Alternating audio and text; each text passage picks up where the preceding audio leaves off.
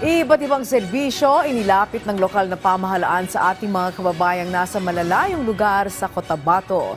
Ang mga yan sa sentro ng balita ni Chrisver Hinayon ng PIA Socsargen.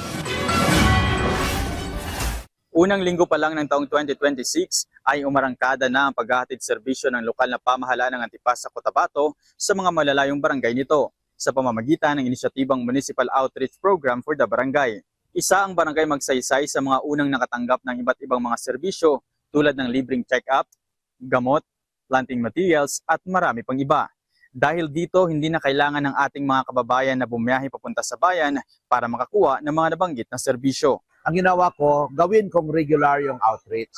Kasi marami tayong mga kababayan, lalo na sa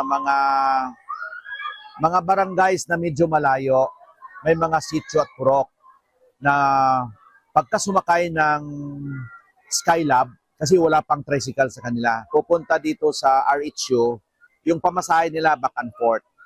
Kaya ginawa kong regular na yung doktor pupunta doon sa barangay. Nagpaabot naman ng pasasalamat ang mga residente ng barangay sa serbisyong hatid ng lokal na pamahalaan sa kanilang komunidad. Nalipay gid kami diri nga may outreach nga ginahimo ang atong gobyerno sa